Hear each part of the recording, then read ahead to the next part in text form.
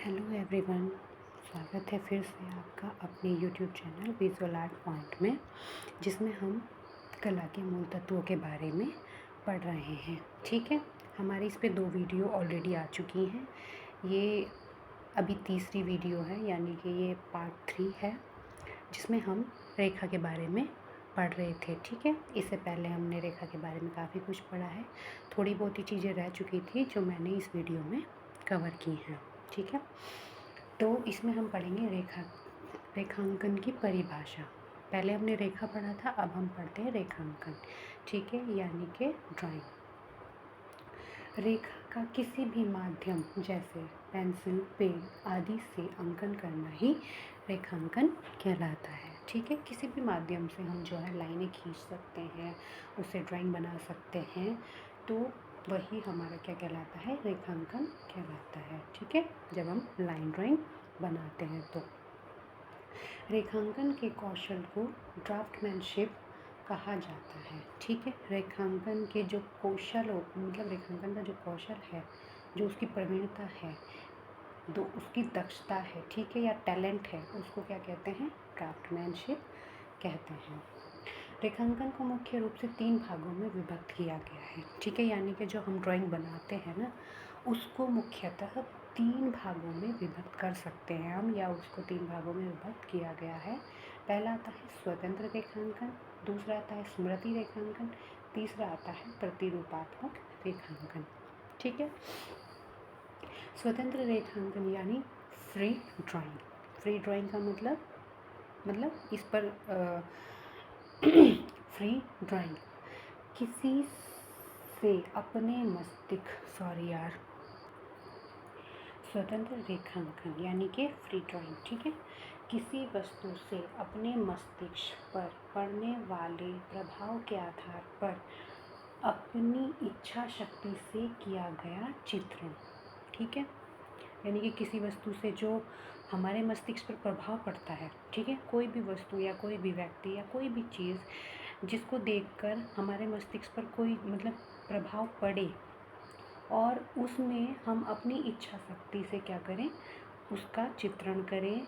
ठीक है, तो वही क्या कहलाता है, स्वतंत्र रेखांकन कहलाता है, यानी कि यही स्वतंत्र रेखांकन है। ठीक है, एक महान कलाकार कैंडिस्की ने स्वतंत्र रेखांकन पद्धति में काम किया। ठीक है, ये कलाकार हैं कैंडिस्की। इन्होंने स्वतंत्र रेखांकन पद्धति में, यानी कि इन्होंने स्वतंत्र रेखांकन पद्धति को अपनाया था, और इसी में इन्होंने अपना काम बताया है। ठीक है, इन्हें इसी में अपना काम किया है। इन्होंने इसके बारे में एक क्रम बताया है, कला, वस्तुगत प्रभाव का व्यक्तीकरण और संयोजन। ठीक है, ये किसने बताया, कैंडिस्की ने बताया है। ठीक है, कि कला क्या है या कला किस तरीके से करते हैं।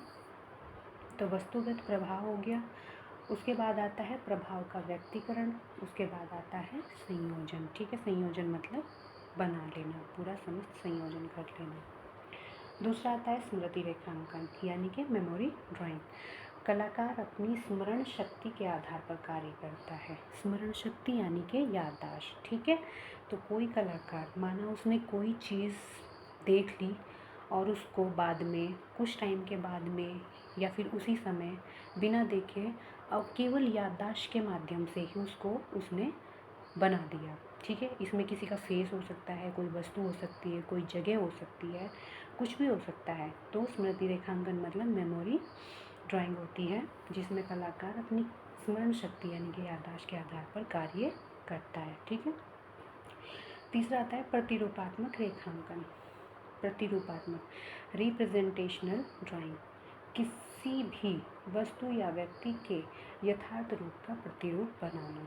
ठीक है, यानी कि जब हम रेखांकन कर रहे हैं, ड्राइंग कर रहे हैं, तो वो 3 तरह की होती है, स्वतंत्र रेखांकन, स्मृति रेखांकन और प्रतिरूपात्मक रेखांकन।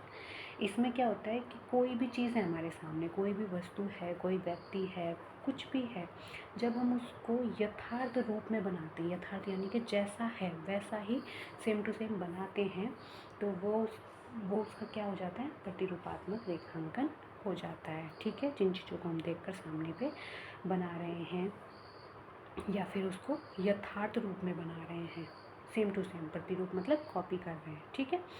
तो ये हमारा प्रतिरूपात्मक रेखांकन हो गया। इसके अलावा भी अन्य रेखांकन हैं जो अन्य आधार पर किए जाते हैं, ठीक है। पहला हो गया यांत्रिक रेखांकन। यांत्रिक रेखांकन को इंग्लिश में मैकेनिकल ड्राइंग बोलते हैं, ठीक है। ये कैसा होता है? यांत्रिक, समझ में आ रहा है, नाम से ही समझ में आ रहा है, यंत्रों के माध्यम से किया गया रेखांकन, ठीक है। यंत्र कौन कौन से यंत्र होते हैं? जैसे हमारा स्केल हो गया, ठीक है, प्रकार हो गया, और भी कई सारी चीज़ें हो गई, ठीक है। जैसे इंजीनियरिंग लोग जो करते हैं, अपने लाइनिंग बनाते हैं, या फिर कोई आर्किटेक्ट किसी चीज़ का नक्शा बना रहा होता है, तो उसमें वो काफ़ी सारे यंत्रों का इस्तेमाल करके रेखांकन करता है या नक्शा बनाता है, ठीक है। तो जो यंत्रों के माध्यम से किया गया रेखांकन है उसको हम मैकेनिकल या यांत्रिक रेखांकन बोलते हैं। दूसरा आता है प्रकृति रेखांकन। प्रकृति रेखांकन जिसको नेचर ड्राइंग बोलते हैं, ठीक है। नेचर ड्राइंग प्रकृति से ही समझ में आ रहा होगा कि जो चीज़ें प्रकृति में मौजूद हैं, वस्तुएं हैं, चीज़ें हैं, उनको हम नेचर में बैठकर देखकर उसको हम ड्राइंग करते हैं या बनाते हैं, तो वही प्रकृति रेखांकन कहलाता है। यानी कि सामने पे देखकर हम उसको बना रहे हैं, जैसे कोई फूल या कोई पौधा या कोई पेड़ या कोई पशु पक्षी, ठीक है, यहाँ तक कि लैंडस्केप भी अगर हम बना रहे हैं तो वो प्रकृति रेखांकन के अंतर्गत आता है। यानी कि दृश्य चित्र अगर हम बना रहे हैं, ठीक है, दृश्य प्राकृतिक चित्र अगर हम कर रहे हैं तो वो नेचर ड्राइंग के अंतर्गत आता है, ठीक है। तीसरा आता है इसमें सीमांत रेखांकन। सीमांत रेखांकन यानी कि काउंटर ड्राइंग, ठीक है। काउंटर ड्राइंग कौन सी होती है? छाया प्रकाश की सहायता से किया गया अंकन।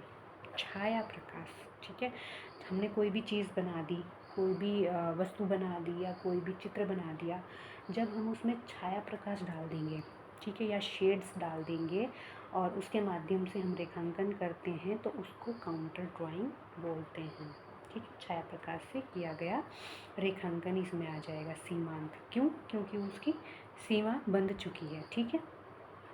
फिर आता है सांकेतिक रेखांकन, जेस्चर ड्राइंग, ठीक है। जेस्चर ड्राइंग क्या होती है? परिप्रेक्ष्य का प्रयोग कर किया गया प्रत्यक्ष चित्रण, परिप्रेक्ष्य, पर्सपेक्टिव, ठीक है। सांकेतिक रेखांकन, जब हम परिप्रेक्ष्य को देखते हुए या उसका प्रयोग करके कोई काम करते हैं, पर्सपेक्टिव को इस्तेमाल करते हैं अपनी ड्राइंग में। वैसे तो सारे चित्रों में पर्सपेक्टिव इस्तेमाल किया ही जाता है, लेकिन कुछ चीज़ें ऐसी होती हैं, कुछ फिगर्स ऐसी होती हैं जिसमें पर्सपेक्टिव की आवश्यकता नहीं होती, लेकिन जब हमारे चित्र में पर्सपेक्टिव आ जाता है, परिप्रेक्ष्य आ जाता है, तो उसको हम जेस्चर ड्राइंग कहते हैं, ठीक है, क्योंकि ये प्रत्यक्ष चित्रण होता है, ठीक है। लैंडस्केप में इसका सबसे ज़्यादा इस्तेमाल किया जाता है, क्योंकि लैंडस्केप में ही परिप्रेक्ष्य का सबसे ज़्यादा प्रयोग किया जाता है, ठीक है। तो वह सांकेतिक चित्रण हो गया। फिर आता है वस्तु रेखांकन, इसको बोलते हैं ऑब्जेक्ट ड्राइंग। वस्तु चित्र, इनके नामों से ही पता चल जा रहा है कि ये कौन सी किस टाइप की ड्राइंग्स हैं, ठीक है। वस्तु रेखांकन में क्या आती हैं कि अपने सामने काफ़ी सारी वस्तुओं को रखकर या एक वस्तु को रखकर जब हम ड्राइंग करते हैं, जब हम चित्रण करते हैं, तो वो वस्तु रेखांकन के अंतर्गत आ जाता है, ऑब्जेक्ट ड्राइंग के अंतर्गत आ जाता है, ठीक है। तो ये तो हो गए रेखा से संबंधित कुछ और मेन पॉइंट्स थे जो मैंने यहाँ पर बता दिए हैं, ठीक है। अब सेकंड पॉइंट हमारा जो है वर्ण यानी कि रंग, कलर, ये हमारा शुरू हो जाएगा, ठीक है। ये क्या होता है, इसके ऊपर भी 2-3 वीडियोस बन जाएंगे, क्योंकि रंगों के ऊपर भी काफ़ी सारा मैटर है जो हमें पढ़ना चाहिए, ठीक है। तो इसके बारे में थोड़ा सा मैंने यहाँ पे लिख दिया था, क्योंकि मैं नहीं चाहती कि टाइम वेस्ट होना चाहिए किसी भी तरीके से, ठीक है। और आपको नोट्स भी बनाने हैं तो ये चीज़ें आप साथ ही साथ नोट कर लीजिएगा, ठीक है। तो वर्ण रंग क्या होता है? रंग कोई वस्तु नहीं है, बल्कि यह प्रकाश का गुण है। रंग क्या है? प्रकाश का गुण है, ठीक है। इसके बारे में डिटेल में हम आगे भी डिस्कस करते रहेंगे। जो नेत्रों द्वारा मस्तिष्क पर पड़ने वाला एक प्रभाव है, ठीक है। तो रंग कोई वस्तु नहीं है, ये केवल एक प्रकाश का गुण है जो नेत्रों के द्वारा, ठीक है, यानी कि जब हम आँखों से देखते हैं तो नेत्रों के द्वारा हमारे मस्तिष्क पर पड़ने वाला केवल एक प्रभाव है रंग। वर्ण शब्द का उल्लेख सर्वप्रथम ऋग्वेद ग्रंथ में मिलता है, ठीक है। तो ऋग्वेद ग्रंथ में ही कला शब्द का सबसे पहले जो है कला शब्द जो है सबसे पहले प्रयोग किया गया था या मिलता है। उसी तरह से वर्ण शब्द भी सबसे पहले ऋग्वेद में ही हमें मिलता है, ठीक है। तो रंग क्या है? रंग प्रकाश का गुण है, ये कोई वस्तु नहीं है। और नेत्रों के द्वारा, यानी कि जब हम किसी चीज़ वस्तु को देखते हैं तो नेत्रों के द्वारा हमारे मस्तिष्क पर पड़ने वाला केवल एक प्रभाव है, इससे अलावा और कुछ भी नहीं है। जब प्रकाश किसी वस्तु पर, ठीक है, किसी भी वस्तु पर पड़ता है तो वह वस्तु प्रकाश का कुछ अंश अपने अंदर एब्जॉर्ब कर लेती है, क्योंकि जितने भी रंग हैं हमें केवल प्रकाश में ही दिखाई देते हैं, अंधेरे में हम कोई रंग नहीं देख सकते, ठीक है।